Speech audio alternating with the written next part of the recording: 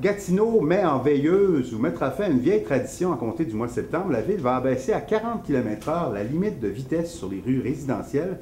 On en parle avec Geneviève Toupin. Bonjour Geneviève. Bonjour Daniel. Bon alors, il y aura des impacts de ces changements-là. Ça va créer des changements et des impacts, ce changement-là. Oui, en fait, Daniel, la presque totalité des rues où la vitesse prescrite est actuellement de 50 km/h seront affectées par ces changements.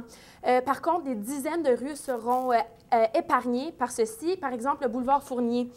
Aussi, les limites de 70 km/h seront inchangées dans la ville.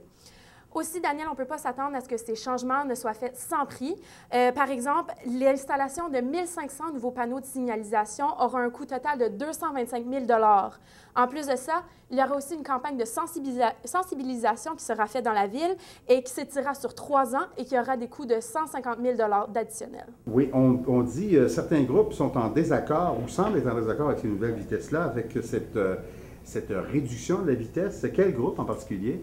En fait, la Société de transport de l'Outaouais a émis des sérieuses réservations par rapport à ces changements.